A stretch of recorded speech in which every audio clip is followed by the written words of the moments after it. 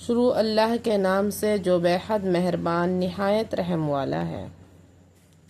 تو کہہ اے منکرو، میں نہیں پوجتا جس کو تم پوجتے ہو، اور نہ تم پوجو جس کو میں پوجوں، اور نہ مجھ کو پوجنا ہے اس کا جس کو تم نے پوجا، اور نہ تم کو پوجنا ہے اس کا جس کو میں پوجوں، تم کو تمہاری راہ اور مجھ کو میری راہ۔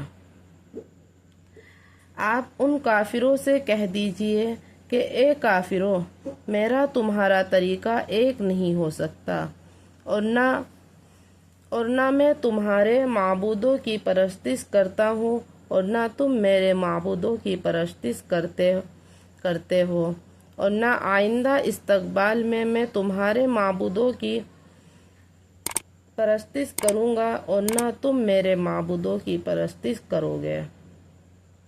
مطلب حقیر کے نزدیک یہ ہے کہ میں محدث ہو کر شرک نہیں کر سکتا، نہ اب نہ آئندہ، اور نہ تم مشرک ہو کر محدث نہیں قرار دیے جا سکتے، نہ اب نہ آئندہ، یعنی توحید و شرک جمع نہیں ہو سکتے۔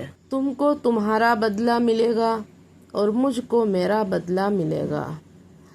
اس میں ان کے شرک پر وعید بھی سنا دی گئی۔ حضرت عائشہ رضی اللہ عنہ نے فرمایا کہ رسول اللہ صلی اللہ علیہ وسلم نے فرمایا ہے کہ فجر کی سنتوں میں پڑھنے کے لیے 2 صورتیں بہتر ہیں، سورہ کافرون اور سورہ اخلاص۔ اور تفسیر ابن کثیر میں صحابہ سے منقول ہے کہ انہوں نے رسول اللہ صلی اللہ علیہ وسلم کو صبح کی سنتوں میں اور بعد مغرب کی سنتوں میں بکثرت یہ 2 صورتیں پڑھتے ہوئے سنا ہے۔ بعض صحابہ نے رسول اللہ صلی اللہ علیہ وسلم سے عرض کیا کہ ہمیں کوئی دعا بتا دیجئے تو ہم سونے سے پہلے پڑھا کریں۔ آپ نے قل یا ایھا الکافرون پڑھنے کی تلقین فرمائی اور فرمایا کہ یہ شرک سے برات ہے۔ اور حضرت زبیر بن مطع رضی اللہ عنہ فرماتے ہیں کہ رسول اللہ صلی اللہ علیہ وسلم نے ان سے فرمایا، کیا تم یہ چاہتے ہو کہ جب سفر میں جاؤ تو وہاں تم اپنے سب رفقا سے زیادہ خوشحال بامراد ہو اور تمہارا سامان زیادہ ہو جائے؟